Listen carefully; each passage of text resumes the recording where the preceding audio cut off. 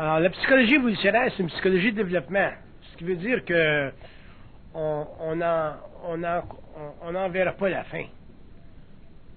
On n'en verra jamais la fin. Parce que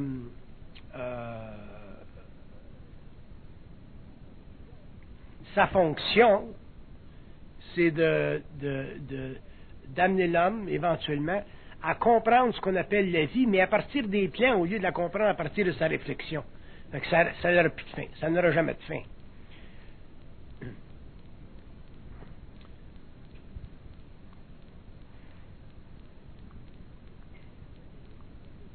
Le processus de causation qui est derrière elle, qui la développe, c'est effectivement, en tout cas en ce qui me concerne, c'est la canalisation directe. Puis, ce processus de causation-là force l'homme ou l'ego à constater que sa relation avec les forces de vie, donc, ou avec l'invisible, c'est toujours une relation de travail. Donc, une relation d'évolution, une relation de développement. Un homme ne peut pas vivre la psychologie évolutionnaire comme l'homme vit la psychologie freudienne ou la psychologie de Jung. Ce sont des sciences totalement différentes. D'ailleurs, très, très différentes.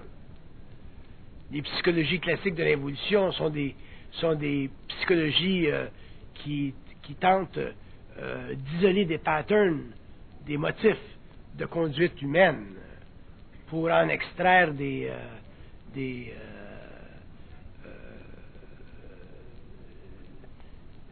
paramètres de compréhension. Alors que la psychologie évolutionnaire, c'est une science non pas seulement de développement, mais de pénétration, dans ce sens qu'un homme qui commence à parler, à étudier et à parler, autrement dit, à émettre créativement par la parole des perceptions qui découlent de sa vibration,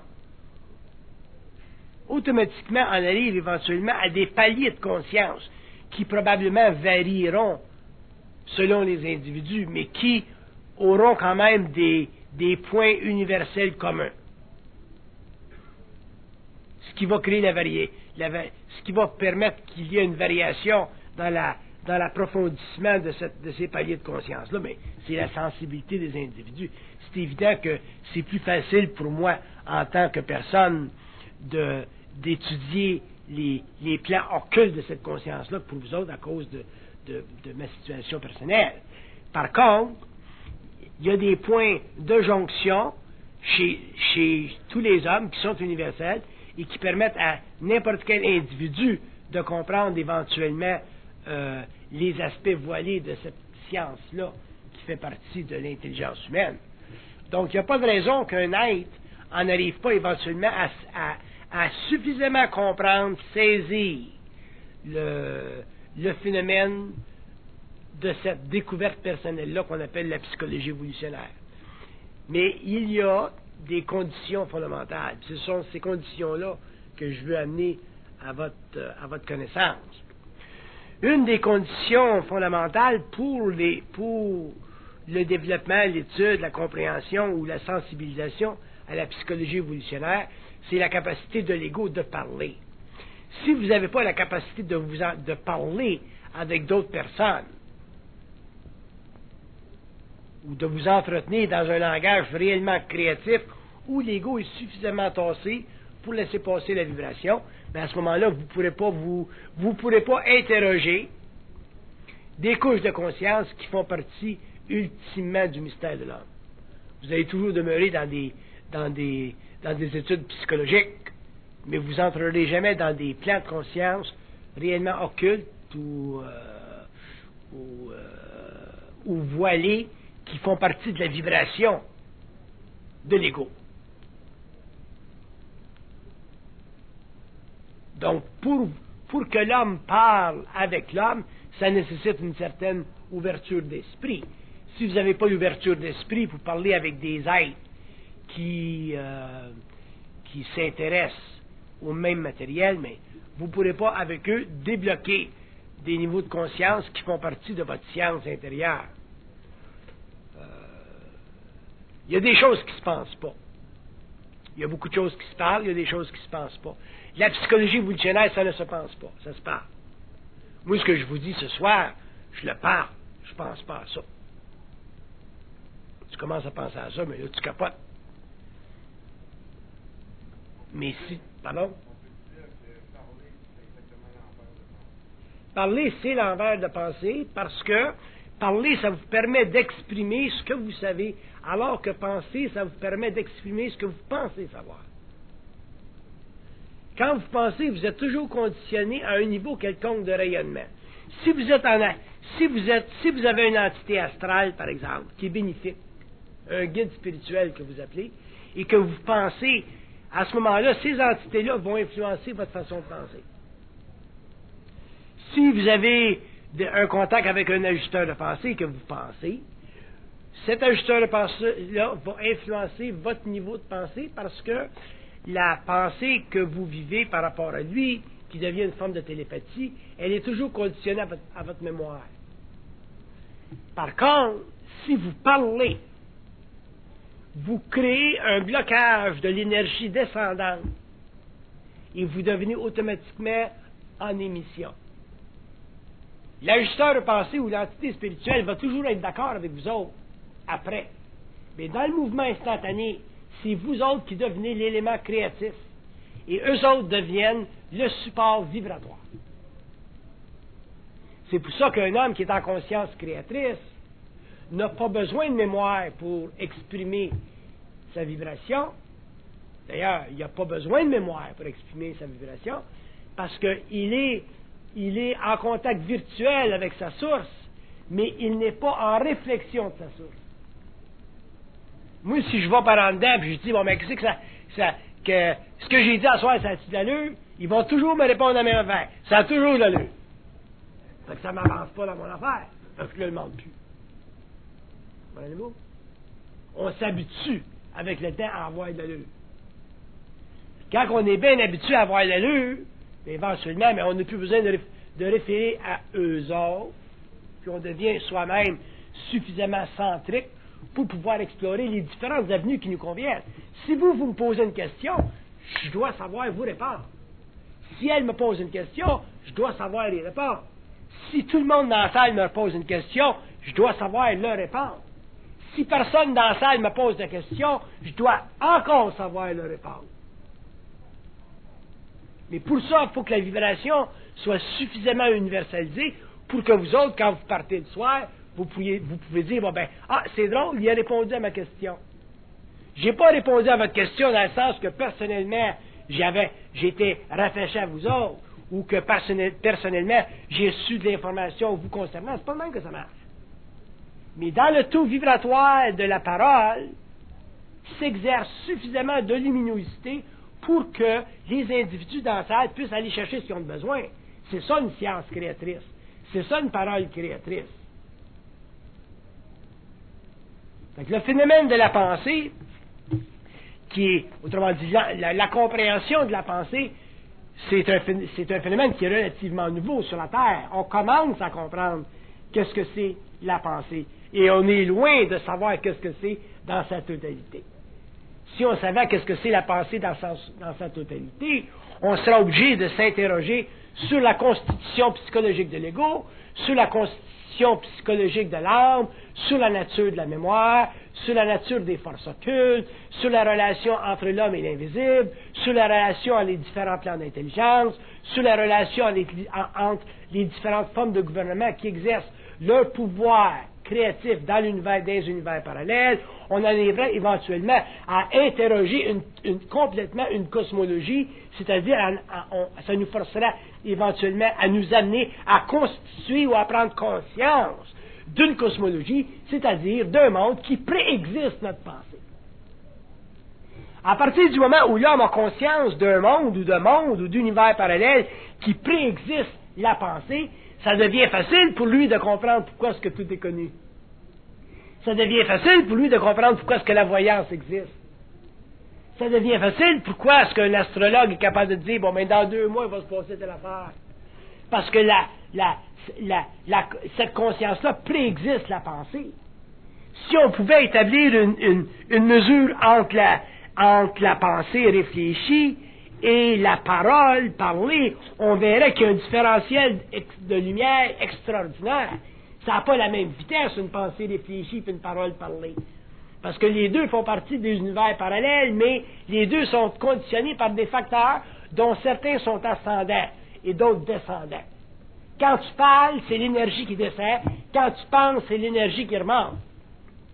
Donc, le facteur de conscience qui décrit la pensée ou le facteur de conscience qui décrit la parole sont des facteurs de conscience totalement différents.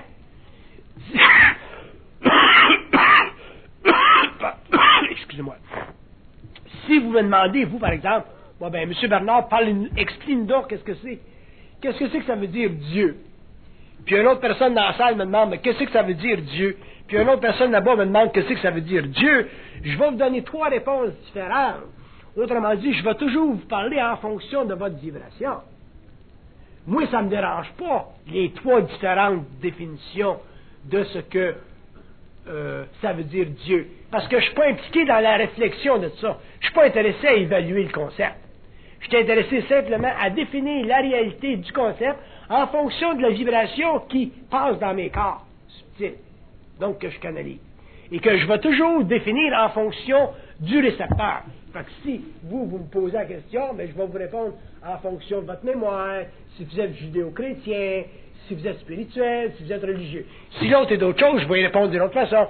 Si l'autre est d'autre chose, je vais y répondre d'une autre façon. Autrement dit, un concept, c'est toujours une manière d'expliquer ce qui se comprend et en même temps de l'expliquer de manière à voiler sa réalité. C'est ça un concept.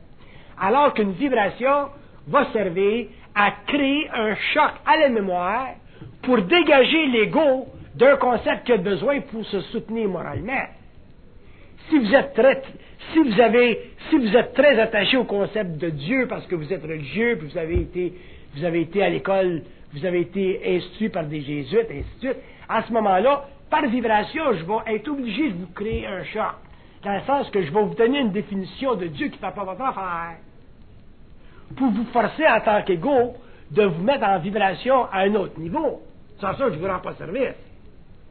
Si une autre personne me demande la même question, puis si une autre personne, par exemple, est un scientifique qui travaille dans le nucléaire, bien, je vais lui donner une réponse en concernant le concept de Dieu, qui est beaucoup plus proche de la physique théorique, ainsi de suite. Donc, pour expliquer quoi? Pour nous faire comprendre que la relation entre l'ego qui pense et la relation entre l'ego qui sait, ce sont des relations qui sont en opposition intégrale.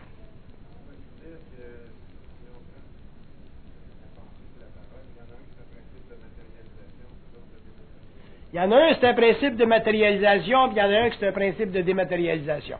Quand vous entrez dans la connaissance, ou autrement dit, quand vous entrez dans un processus créatif, vous matérialisez une vibration, c'est-à-dire que vous donnez à l'esprit humain la chance de comprendre quelque chose simplement par vibration.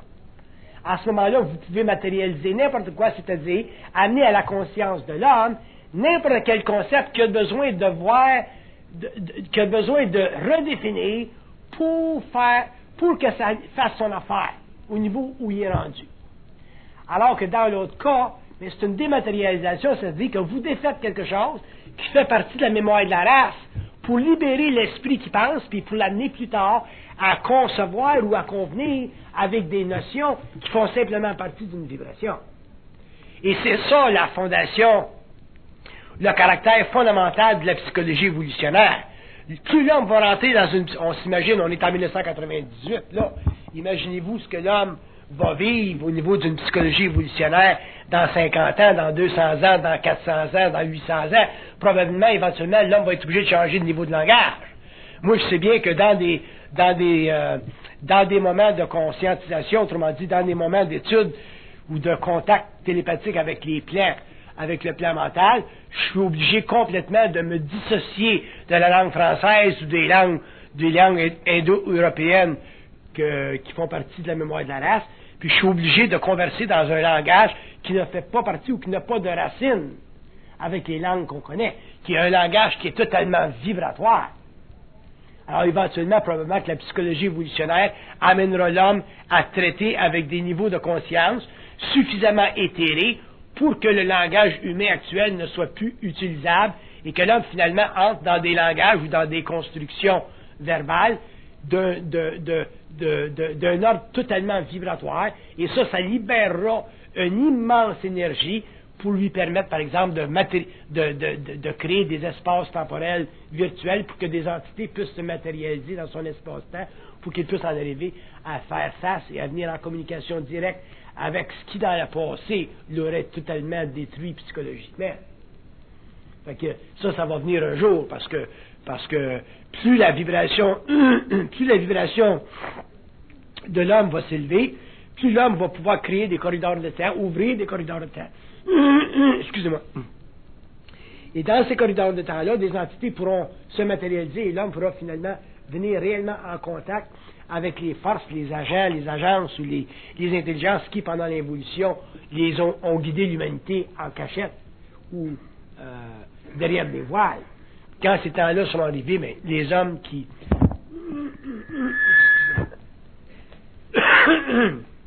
les hommes qui traiteront à ces niveaux-là, ces hommes-là seront certainement des initiés et ils auront des travaux particuliers à faire sur la Terre qu'on ne connaît pas aujourd'hui ou qu'on ne peut pas imaginer. Parce que venir en contact avec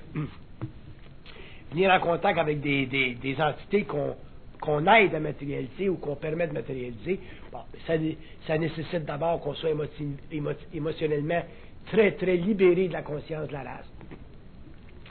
Ça nécessite aussi que les concepts qui servent de construction à l'ego pour le maintenir équilibré dans son expérience planétaire, il faudra que ces concepts-là soient totalement altérés et que l'homme soit capable finalement de traiter avec pas nécessairement avec des concepts, mais que l'homme soit capable de traiter avec des impressions qui sont extrêmement différentes des impressions auxquelles il est habitué dans son expérience terrestre. À ce moment-là, l'homme vivra des états de rêve, des états qui aujourd'hui sembleraient être des états de rêve, mais ce seront des états qui ne seront pas nécessairement rêveresques, mais des états extrêmement avancés de conscience lucide, à l'intérieur desquels un ego normal ne peut pas se véhiculer, parce que dans ces états-là, l'homme n'a pas de point d'appui, c'est-à-dire de paramètres psychologiques, pour instruire son ego dans la volatilité du phénomène. Quand une entité vient vers l'homme parce qu'un corridor de temps a été ouvert, l'homme est obligé de s'actualiser par rapport à cette entité-là tout de suite, instantanément.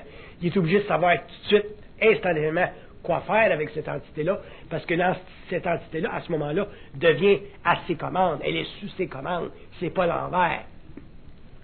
C'est pas l'homme qui est à sa commande. C'est l'entité qui est à sa commande. Donc, ça va nécessiter un grand changement dans la configuration psychologique de l'ego, et ça va demander que l'homme, naturellement, les hommes en évolution, soient amenés graduellement à reconnaître que la relation entre le matériel et l'invisible, c'est une relation temporelle, et c'est une relation aussi extratemporelle, dans ce sens que les dimensions qui sont parallèles à notre dimension spatio-temporelle sur la Terre sont des dimensions qui sont semblables à notre monde, mais des dimensions où la relation entre l'homme et ces mondes-là est totalement créative et jamais sujette aux lois humaines. C'est pour ça que l'homme doit se protéger et apprendre au cours de son développement à travers ce qu'on appelle la souffrance, c'est-à-dire les événements qui ne conviennent pas au caractère égocentrique de ses désirs, pour en arriver finalement à pouvoir traiter plus tard avec des exigences qui sont au-dessus aujourd'hui du pouvoir humain ou de la capacité humaine normale. Mais si l'homme n'est pas capable de comprendre, puis il est là le point, si l'homme n'est pas capable de comprendre l'utilité de la souffrance, pas dans un sens subjectif ou dans un sens masochiste. Si l'homme n'est pas capable de comprendre l'utilité de la souffrance dans le sens objectif du terme, c'est-à-dire comprendre l'événement au-delà de son égocentricité, il ne peut pas pénétrer les ondes ou les plans d'intelligence qui travaillent avec lui, parce que son égocentricité devient un voile. Et devenant un voile, il ne peut pas saisir l'intention derrière le phénomène. Pourquoi est-ce que l'homme a cherché depuis des milliers d'années à se comprendre lui-même? Le principe socratique, il est très simple en soi. Puis par contre, les hommes aujourd'hui, à la fin du 20e siècle, n'ont pas réussi à le comprendre, le principe socratique. C'est-à-dire, en sont pas arrivés à parfaitement se comprendre. Pourquoi? Parce que l'homme, dans son égocentricité, veut toujours donner aux forces qui sont derrière le plan de son expérience un agenda humain, alors que les forces ont un agenda universel. Mais si l'homme, ou à partir du moment où l'homme, à travers une psychologie évolutionnaire, sera capable de supporter l'agenda occulte, la raison occulte, le plan occulte, l'intelligence occulte, derrière l'expérience, ou la souffrance révoltante, parce que toute souffrance est révoltante, qu'elle soit petite ou qu'elle soit grande, à ce moment-là, l'homme, dans des conditions comme ça, où il pourra le faire, pourra pénétrer d'autres zones de conscience et finalement en arriver plus tard, au cours de l'évolution, à ouvrir des tunnels de temps et permettre à ce que des entités se matérialisent dans son expérience pour qu'il puisse continuer avec eux le fameux travail fondamental de toute évolution qui est celui de créer des nouvelles civilisations. Il n'y a pas aujourd'hui, il y a des civilisations, on a des civilisations sur le plan matériel, on a une civilisation sur le plan matériel, mais il y a des civilisations sur d'autres plans. Et lorsque l'homme pourra traiter avec des civilisations sur d'autres plans et en créer d'autres civilisations, à ce moment-là, il aura réellement le droit d'aimer, et à ce moment-là, il sera libre de la quarantaine terrestre et il ne sera plus assujetti à vivre l'expérience de l'âme en relation avec une incarnation qui fait partie de la continuité de la mémoire de la race à travers l'expérience individuelle. Donc l'homme, à ce moment-là, sera totalement libre, le mystère humain sera totalement compris, et l'homme cessera de représenter pour les entités des autres plans un être d'expérience. L'homme deviendra, avec ces entités-là ou ces intelligences-là, un collaborateur, un partenaire, et l'homme travaillera à des grandes choses qui font aujourd'hui partie de la grande initiation solaire, puis de des grands secrets de l'évolution systémique sur notre planète. Mais pour revenir à des choses plus simples,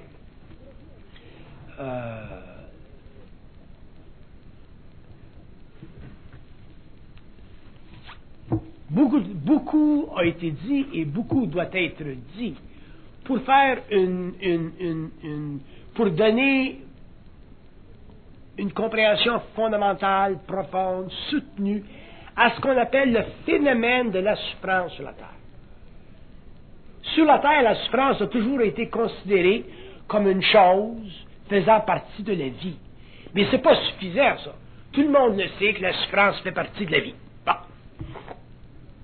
Où l'homme en est rendu aujourd'hui, c'est d'en arriver à comprendre le protocole personnel de sa souffrance.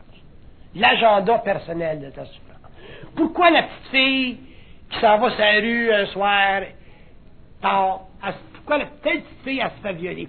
Pourquoi elle passe là, elle, puis en même temps, il y a un gars qui passe là, puis elle se fait violer dans le ruelle? Pourquoi t'arrives chez vous un soir, puis le voleur est rentré chez vous, puis il est sorti juste quand tu arrives à la maison?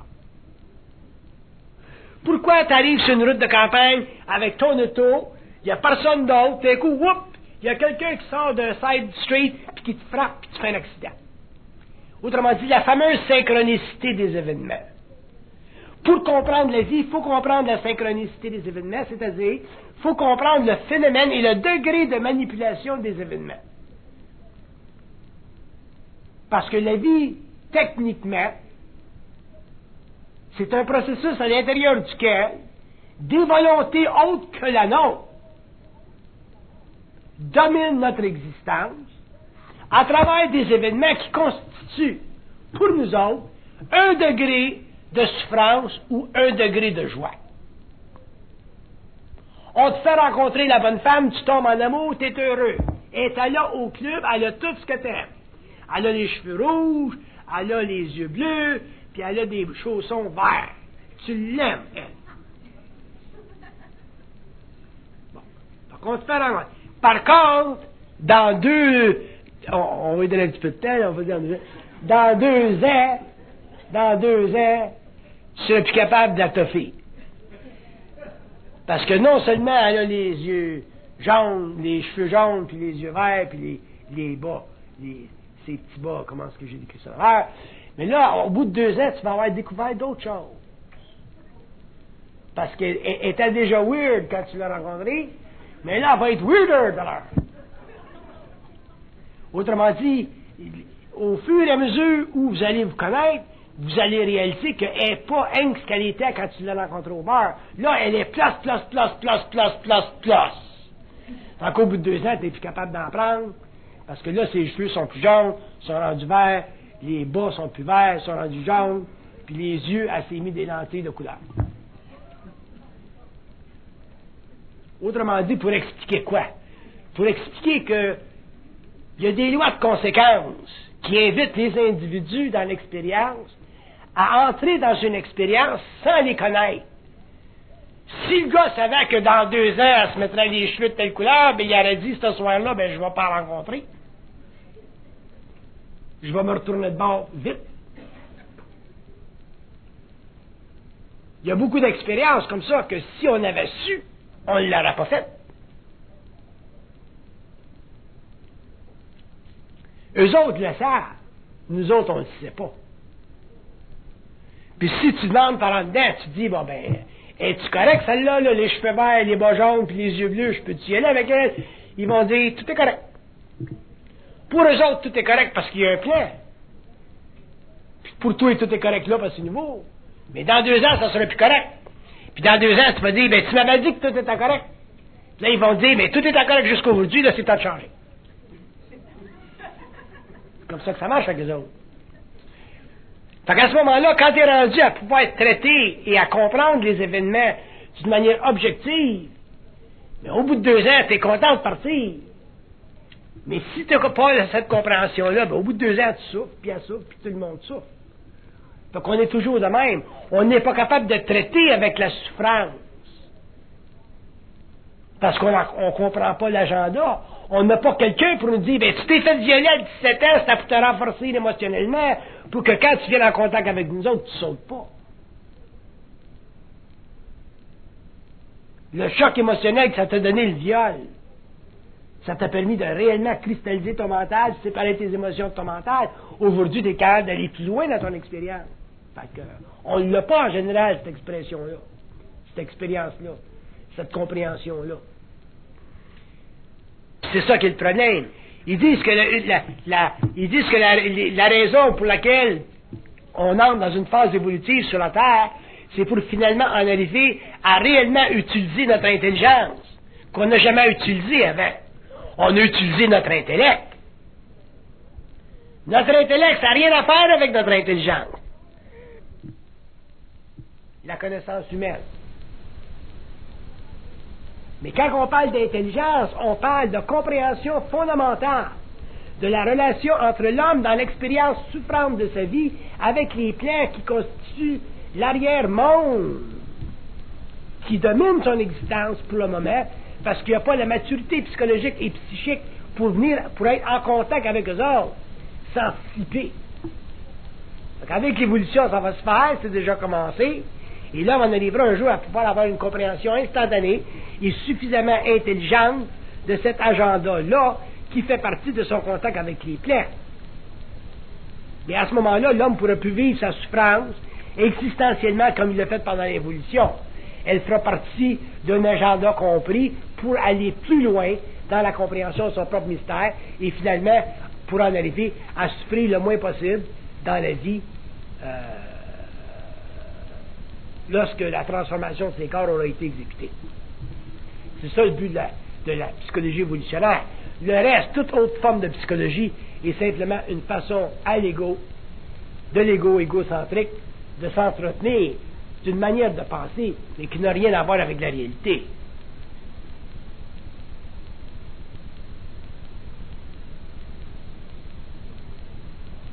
Moi, j'ai vécu une expérience très, très intéressante que je vous ai déjà d'ailleurs racontée il y a bien des années, mais je vous la raconte parce que c'est très valable. Quand j'étais au début de la fusion en 69, je me rappelle, j'étais dans la jungle au Mexique. Puis là, dans ce temps-là, c'était tout nouveau l'expérience. Puis j'essayais de comprendre certains aspects du phénomène humain en relation avec l'entité avec laquelle j'étais en communication. Puis comme j'étais au premier stage de ma conscience, j'étais à ce moment-là extrêmement spiritualisé par le choc de la fusion, j'avais dit, bon, mais comment ça marche la prière? On est supposé de prier quand on parle? C'est quoi l'affaire? Puis il me dit, l'entité me répondait, bon, ben la prière, ça fait partie d'une communication inconsciente avec les plans, mais il n'y a pas d'intelligence là-dedans. Fait qu'il dit, bon, mais j'ai dit, donne-moi un exemple. Fait que j'ai pris la fameuse prière qu'on connaît toutes, Notre Père qui est aux cieux, que votre nom se sanctifie, là, je ne me rappelle pas trop de la prière, là, mais je veux vous en donner des brides pour vous montrer comment est-ce qu'il m'avait répondu. Fait que j'avais dit, Notre Père qui est aux cieux. J'ai dit, qu'est-ce que tu dis ça? Il dit, je cite. Fait que, c'est quoi les autres parties de prière-là? Que ton nom se sanctifie, il dit, je suis un être de lumière. C'était quoi, une autre partie? Que ton règne arrive, quand j'avais dit que ton règne arrive, il dit, quand tu seras conscient, je serai là. Puis il m'a continué à faire tout le long, il me l'a tout défait, hein. Le Notre Père, il me l'a tout mis à terre. C'est la dernière fois que j'ai prié, naturellement, parce que là, je voyais que ça ne menait plus nulle part. Parce que là, il riait de moi. Fait que, quand je suis arrivé à Amen, j'ai dit, qu'est-ce que tu vas dire quand je te dis Amen? Il va dire, ça, c'est fini. Il n'y a plus rien à dire. Tu comprends tout. Fait que, j'ai essayé de me rappeler d'autres brides. J'avais dit donnez-nous aujourd'hui notre pain quotidien. Il m'avait dit, inquiète-toi pas. Bête de même, là. Bête de même, inquiète-toi pas. Qui c'est qu'il y avait à voir ça dans le temps? Que ta volonté soit faite, il dit, inquiète-toi pas, je suis là, puis je suis là. Fait que quand tu parles de la destruction des voiles, de l'ego psychologique de l'évolution, pour entrer dans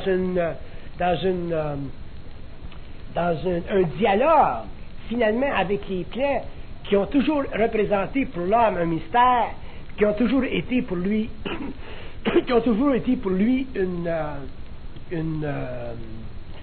des plans de domination. C'est extraordinaire où est-ce qu'on en est rendu. Mais ça, on en est rendu là à un point extrêmement petit dans l'évolution de l'humanité.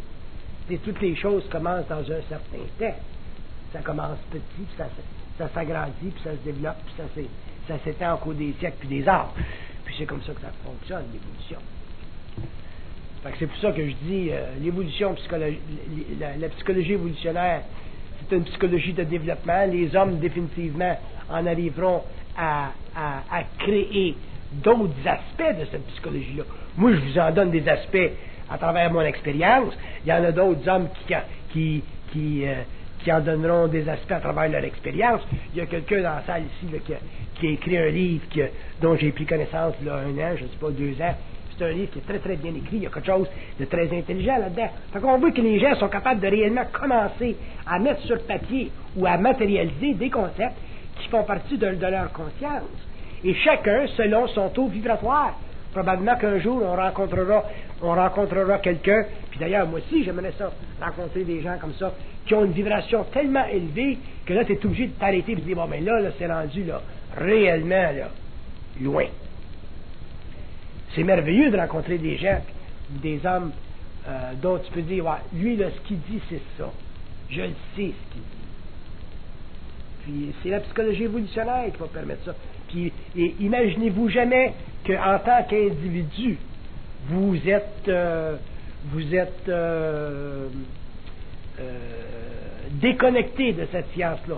Cette science-là, elle fait partie de l'homme, elle fait partie de la lumière de l'homme, elle fait partie de son contact plus ou moins avancé avec les plans. Il y a des êtres qui n'ont pas beaucoup de science, qui n'ont pas beaucoup de connaissances, qui n'ont pas beaucoup d'expérience occulte. Il y a des êtres qui savent des choses. Puis quand ils ont la chance finalement d'échanger avec d'autres, qui sont capables de confirmer leur expérience, ils sont contents, puis ça les sort de leur solitude. Par contre, ça nécessite que l'homme en arrive un jour à pouvoir supporter ce qu'il sait. Puis la psychologie évolutionnaire permettrait ça, que l'homme puisse finalement supporter ce qu'il sait, et que l'homme puisse vivre seul ce qu'il sait. Moi, je vis totalement seul cette instruction-là. Que j'aille aux Indes, que j'aille en France, que j'aille aux États-Unis, que je rencontre les gourous, les gouzous, ça ne change rien dans ma vie, je suis toujours tout seul. De temps en temps, je rencontre des gens, puis là, je dis, là, je suis plus tout seul, je suis plus autant tout seul. C'est quand tu rencontres ces gens-là, puis là, tu as le plaisir de parler, puis même si tu as une sorte d'autorité vibratoire au-dessus d'eux autres, parce que ton taux vibratoire est plus élevé, tu n'as pas d'autorité psychologique au-dessus d'eux, parce que tu ne peux pas les dominer. Un être conscient ne peut pas dominer un être en évolution de conscience. Et ça sera le grand signe de la psychologie évolutionnaire. Je ne m'attends pas nécessairement à ce que les gens que je rencontre aient cette affinité, cet accès facile au plan comme je l'ai, mais je m'attends à ce que des gens aient accès relativement facile à leur plan. Et ces plans-là sont universels. Il y a des gens dans la salle que je connais ici avec lesquels je peux parler, et ce qu'ils disent, c'est ça. C'est merveilleux quand tu peux parler avec quelqu'un puis entendre des paroles que toi-même tu pourrais parler. Mais ça ne fait pas partie de ton taux vibratoire d'y parler. C'est leur chanson. C'est leur musique. On a chacun notre musique. Ça fait partie de la diversité de la conscience. Moi, je ne pourrais pas m'imaginer écrire des livres comme lui écrit. Lui, il ne peut pas s'imaginer écrire des livres comme j'écris. Mais ces différents livres-là sont nécessaires parce qu'il y a une gamme de besoins dans le monde. Il y a des gens qui ont besoin de ces livres pour évoluer. Et tant qu'on ne comprend pas ça, on ne peut pas comprendre, on ne comprend pas le phénomène universel de l'homme. Le fait que l'intelligence créatrice chez l'homme, elle est universelle, mais elle a une universalité de visage. À partir de ce moment-là, le problème de la connaissance, on ne l'a plus, et on est très content de connaître, de rencontrer des gens dans le monde qui s'exercent à extraire de leur invisibilité des choses qu'ils amènent dans le monde, qu'ils matérialisent pour l'évolution de l'humanité. C'est ça qu'on appelle la créativité intégrale. Ça fait partie de la psychologie évolutionnaire. Mais les lois fondamentales sont là. Le phénomène de la souffrance est fondamentalement lié à l'évolution de l'homme dans la psychologie évolutionnaire. Il n'y a pas l'affaire de prendre l'avion et aller aux Indes pour rencontrer des gourous, là. C'est fini, ça. Ça, c'est bon pour les Américains.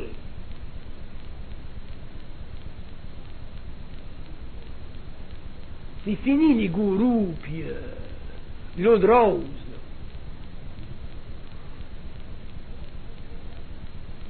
L'homme qui va se conscientiser va être obligé de voyager à travers son propre territoire, rentrer dans son propre territoire, connaître les mécanismes qui structurent son moi, connaître les raisons pour lesquelles il souffre, connaître les raisons pour lesquelles il est limité, connaître les raisons pour lesquelles il n'est pas en parfaite harmonie avec lui-même, c'est-à-dire en conscience créatrice. Je ne parle pas de l'harmonie spirituelle, là. L'harmonie spirituelle, ça ne vaut pas de la merde. L'harmonie spirituelle, ça fait partie du parfum de l'évolution. Puis moi, je connais une petite femme à Saint-Adèle, là, elle est en harmonie spirituelle. Tu rentres dans son magasin, là, puis elle va dire « Ah, bonjour, monsieur. Si c'est une belle journée, on va dire, monsieur. » Puis quand tu pars, là, elle va dire « C'est une journée magique, monsieur. » Eh, ça va bien. Elle fonctionne, elle a une bonne santé, elle a de l'argent, tout marche. Mais la journée où le tonnerre tombe sur son magasin est faite à l'os. Pourquoi? Parce que l'homme, l'être spirituel, n'a pas de force intérieure autre que celle qu'il se crée. Celle qui se crée. Et pas réelle. Tu peux pas vivre la souffrance dans la vie si tu n'as pas de fondation. Tu peux avoir des fausses fondations, tu peux dire, bon, ben, c'est le bon Dieu qui m'envoie ça, c'est Saint Christophe qui me veut ça, whatever it is. Mais ça, c'est de la connerie, ça. La spiritualité, c'est du cinéma qui est maintenu par Hollywood, je veux dire, par les grandes religions. Puis ça, c'est nécessaire pour l'évolution, ça fait partie, c'est nécessaire pour les masses humaines. Ça, j'en conviens. Mais ça n'a rien à faire, ça n'a rien à voir avec un homme conscient. Fait que l'homme passera d'une conscience matérielle à une conscience spirituelle à une conscience cosmique, puis entre les deux, ben, c'est les lignes. C'est les lignes.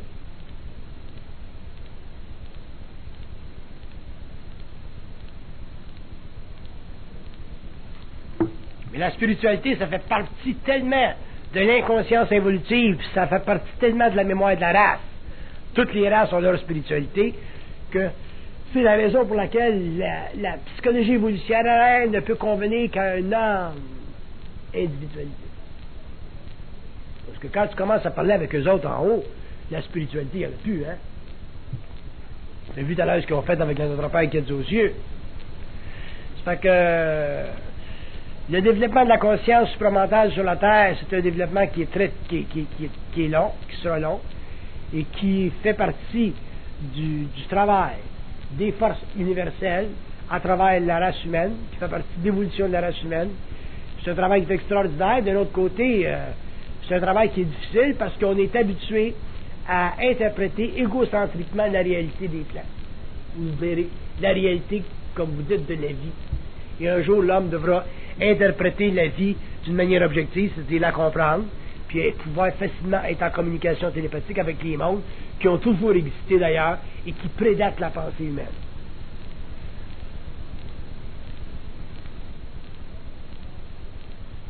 Les gens qui ont des morts cliniques, là, puis qui sont à l'hôpital, puis qui se font opérer, là, puis qui se retrouvent en dehors de leur corps tout d'un coup, puis ils se sont à l'aise, puis ils sont bien, puis ils veulent même plus revenir dans leur corps physique. Pourquoi? Parce que les plans qui ne sont pas matériels sont tellement décousus de la réalité que quand l'homme se retrouve sur ces plans-là temporairement en mort clinique, il y a une idée de ce que c'est la vie après la mort. C'est pour ça que c'est une expérience spirituelle qui est très, très intéressante, très valable, puis ça leur permet, ces gens-là, à vivre le moment de la mort d'une façon très relaxe, parce que quand tu as vécu cette mort-là, qui est une mort clinique, le prochain step, qui est la mort réelle, c'est une affaire de rien. D'ailleurs, les gens, souvent, sont contents de revenir au monde de la mort. Puis il ne s'agit pas pour l'homme de revenir au monde de la mort, autrement dit, de revenir en conscience astrale. Il s'agit pour l'homme de revenir en conscience éthérique, c'est-à-dire de ne pas perdre conscience à partir du moment où sa conscience se détache de ses corps subtils pour finalement en arriver à pouvoir mettre un terme aux lois karmiques et à ne plus revenir dans un corps matériel et surtout à ne plus subir la domination des entités qui évoluent dans les mondes parallèles. Si quelqu'un me disait, bon, ben, c'est quoi la raison de toutes des multiples incarnations, des milliards d'incarnations sur la Terre, depuis le début du cycle adamique? La réponse est très simple. La raison pour laquelle les âmes s'incarnent sur la planète, c'est pour se libérer finalement, complètement, des différentes matières qui existent dans les univers parallèles. Quand je parle des matières, je parle des atmosphères. Les atmosphères étant des conditions de vie où l'âme, par exemple, en dehors du corps matériel, est obligée de se véhiculer dans son expérience en fonction de mondes qui ne font pas nécessairement son affaire. Si jamais vous parlez avec des âmes ou si jamais vous parlez avec des entités astrales ou dans l'astral, puis vous leur demandez qu'est-ce qu'ils font, où est-ce qu'ils sont-ils contents, sont-ils bien, sont-ils à l'aise, ils vont toujours vous dire, si vous ne vous laissez pas mentir, ils vont toujours vous dire qu'ils ne sont pas heureux. Une entité astrale n'est jamais heureuse. S'ils vous disent qu'ils sont heureuses, à ce moment-là, c'est à vous autres de tester pour voir s'ils sont réellement heureuses, puis ils vont être obligés finalement de vous admettre qu'ils ne sont pas heureuses.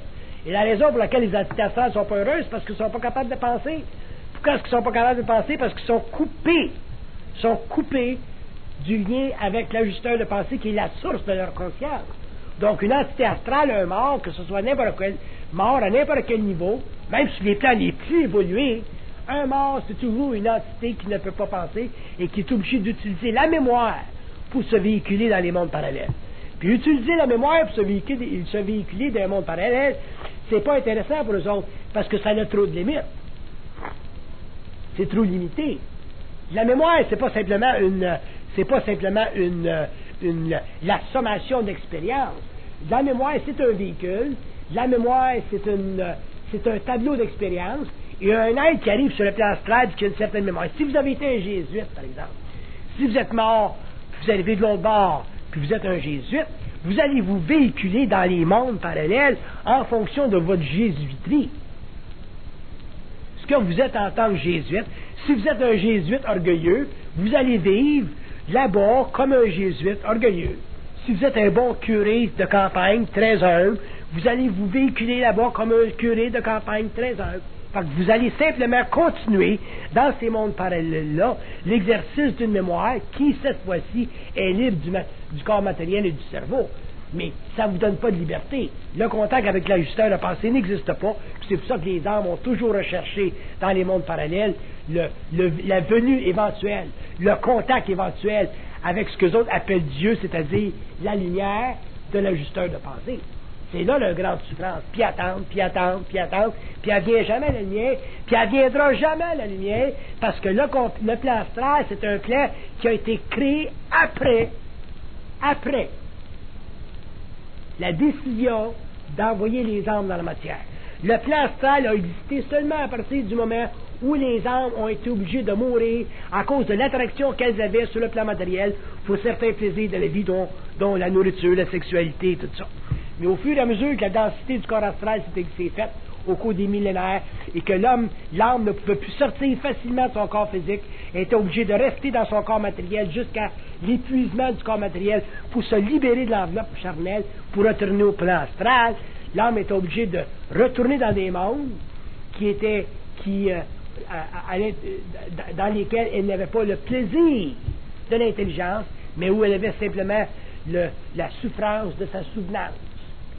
Donc, un âme qui a vécu sur la terre et qui a vécu une vie un peu négative, elle continue la mémoire de cette négativité-là de l'autre bord. Ça l'amène sur des plans inférieurs où il y a beaucoup de souffrance au niveau de l'âme. Puis les âmes qui ont vécu des vies un petit peu plus positives, spirituelles sur la terre, vont sur des plans plus élevés. Mais ce n'est pas parce que les âmes vont sur des plans plus élevés ou des plans inférieurs après la mort qu'elles ont le privilège de la pensée. Et c'est ça qu'il faut considérer, que l'homme devra considérer au niveau de la psychologie évolutionnaire et que l'homme devra se redonner un jour afin de pouvoir finalement cesser de mourir en conscience et passer à une conscience immortelle, c'est-à-dire à une conscience qui n'a pas perdu contact avec la source une fois que l'homme est libéré du corps matériel. Là, ça va à peine de vivre. Là, ça va à peine de vivre, là, ça va à peine de comprendre la raison pour laquelle l'homme sur la terre vit certaines souffrances et aussi comprendre comment il peut utiliser cette souffrance-là, c'est-à-dire la domination des plans sur son existence, pour favoriser éventuellement le développement d'une intelligence à toute épreuve. Sinon, on est simplement des créatures, puis des bébites dans toute la patente. Ça va loin l'affaire. Puis là, on commence à parler. Imaginez-vous si on parlerait pendant 200 ans, 500 ans, ce qu'on en découvrira des choses. Plus l'homme va parler, plus l'homme découvrira. Et plus l'homme va penser, plus il va s'enfouir, s'enliser dans du matériel qui n'a aucune relation avec la réalité. Donc l'homme sera totalement astralisé. Et l'homme découvrira un jour d'ailleurs que la pensée subjective, c'est une manufacture complète. C'est totalement manufacturé à partir du plan astral. Oui. De quelle façon ils font ça? Les entités utilisent la pensée comme étant un miroir de leur intention. Pour une entité, la pensée que l'homme vit, c'est un miroir de son intention. Si, par exemple, l'entité veut que vous, dans 2 semaines, vous alliez à tel endroit, puis que vous visitiez une maison que vous voulez acheter, puis que vous passez, par exemple, à travers du plancher qui est pourri un petit peu, l'entité le sait, ça. Fait que l'entité, à travers la pensée, va vous amener à cette expérience-là. Fait que la pensée qu'on a subjective est toujours un miroir de son intention.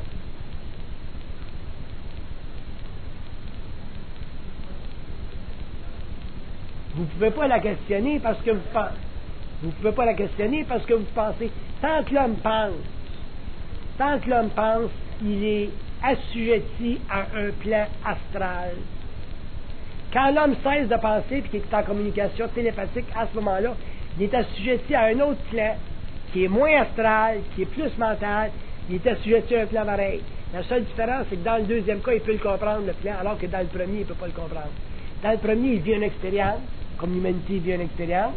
Dans le deuxième cas, au lieu de vivre de l'expérience, il comprend sa relation au niveau de ce plan-là, et il peut finalement utiliser l'expérience pour le développement de son contact télépathique, donc pour le développement d'une plus grande compréhension de son mystère. C'est un petit peu comme ça que ça marche. C'est ça qui explique le fait que la voyance existe, que des hommes peuvent dire, que dans 2 semaines, il va se passer telle chose, ou que Gene Dixon va dire, à président Kennedy, si vous allez au Texas, vous allez dire, vous pouvez vous faire tirer. C'est comme ça que ça marche. Fait que l'intention, il y a toujours une relation entre la pensée et l'intention de l'entité. Et un jour, quand j'aurai le temps, j'irai plus profondément dans le monde de l'entité et des entités. On étudiera qu'est-ce que c'est qu'une entité, qu'est-ce que ça veut dire le mot entité.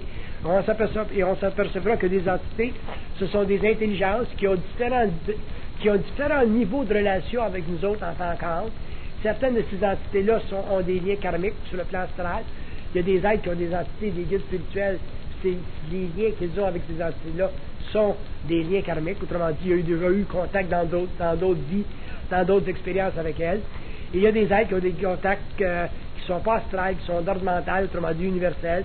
Et les entités avec lesquelles ils sont en communication sont des entités qui ont toujours vu à leur évolution. Ces entités-là, on les appelle les ajusteurs de pensée. Et ce sont ces êtres-là qui ont le rôle caché, voilé, extrêmement secret, de faire évoluer l'homme, l'âme, et d'amener sur la Terre une forme d'intelligence qui permettra un jour à l'être humain de non pas simplement être en communication télépathique avec d'autres mondes parallèles, mais de les voir et de s'entretenir avec eux. Fait que l'évolution, c'est un long processus que les lits mystères, autrement dit l'infinité qui sous-tend le développement des évolutions et l'infinité qui sous-tend l'organisation des mondes, l'autorité des mondes, les commandes, ainsi de suite, les différents gouvernements et les échelles de gouvernement qui s'occupent de l'ordre et des désordres qui conviennent à l'évolution, tout ça fait partie de la cosmogonie universelle, tout ça fait partie des sciences que l'homme devra un jour attester pour en arriver finalement à réaliser que la vie est beaucoup plus grande que ce qu'elle nous permet de voir ou d'assumer à première vue. Et c'est ça qui fera la différence entre les hommes de l'évolution et les hommes de l'évolution et les êtres purement mortels et ce qu'on pourrait appeler plus tard les immortels. Oui.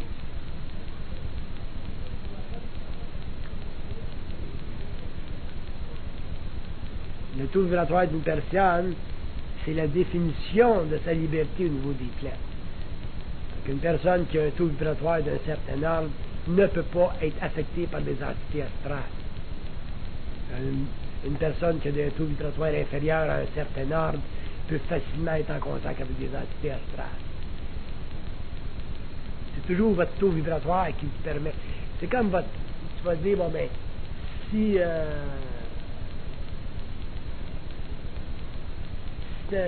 c'est un cristal d'une certaine sorte sur la radio, mais tu vas pouvoir faire du FM. Puis si c'est un cristal d'une autre sorte sur la radio, tu vas faire du AM. C'est un petit peu de même, ça marche.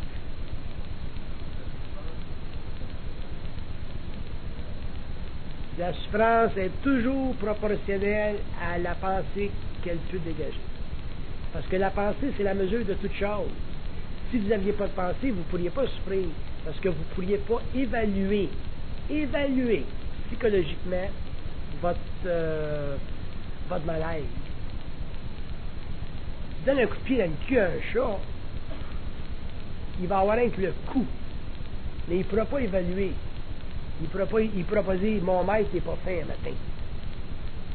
Ça ne viendra pas dans la tête de dire que mon maître est bête. Il est bien bête, mon maître, un matin. Tout ce qu'il a, lui, c'est un coup de pied dans le cul. Ça lui fait mal parce que c'est une réaction normale, mais il ne peut pas l'évaluer. Après ça, il va s'en aller dans le coin, puis ça va. C'est rien qu'à y amener un bol de lait, puis il va tout oublier qu'il y a de un coup de pied dans le cul. Tandis qu'un homme, s'il souffre, quand même tu amènes un bol de lait, il va toujours se rappeler que super. Puis d'ailleurs, il va dire, mon sacrement, tu m'amènes un bol de lait pour me jouer une game. Tu veux me faire du chantage. Tu me fais chier tout à l'heure, puis là, tu m'amènes un bol de lait. Tandis que le chat, tu lui donnes un coup de pied dans le cul, il s'en va dans le coin, tu lui donnes un bol de lait, il revient comme si rien n'était. C'est la pensée qui fait ça. Donc, les entités, c'est la même chose. Par contre, si l'homme passe à un autre niveau, ce que j'appelle moi souvent le deuxième étage, puis tu vis une souffrance, puis tu communiques avec une entité qui est de haut niveau, comme un ajusteur de pensée, et tu vas voir que tout ce que tu vis comme expérience, en ce qui concerne les autres, c'est toujours bon. Bye.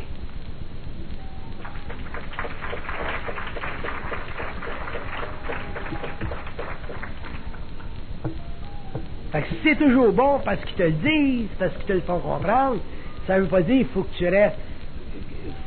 Ça veut pas dire qu'il faut que tu peux pas te rebeller puis être fâché. Seulement ça va t'amener à t'aligner pour que dans l'avenir, tu ne souffres pas la même affaire. Fait que si ta blonde te laissé là en fin de semaine, puis tu souffres, puis ton gars, il te dit, ton ajusteur de pensée, il dit, bon, ben, c'est bon pour ton expérience, parce que tu été con. À ce moment-là, la prochaine fois, quand tu rencontreras quelqu'un d'autre, tu tomberas plus dans le même plan, dans le même panneau. Fait que cette expérience-là, tu ne vivras plus. C'est même, ça marche. Il s'occupe simplement de faire évoluer l'homme pour l'amener éventuellement à pouvoir bénéficier de l'intelligence transcendante. À part de ça, ben, on est des poissons, des bols de poissons. Le but, c'est de nous faire évoluer, puis nous autres, notre rôle, c'est de comprendre ça. Une fois qu'on a compris ça, ben, on a évolué, ou on est évolué, on est individualisé, puis on peut finalement comprendre, commencer à comprendre la vie, puis relaxer. Sans ça, on ne relaxe pas. On a toujours des épées de Damoclès au-dessus de nos têtes. Notre but, nous autres, c'est de comprendre ce qui se passe. Le rôle, nous autres, c'est de nous amener à comprendre ce qui se passe. C'est ça notre but, notre rôle. C'est ça de la conscience.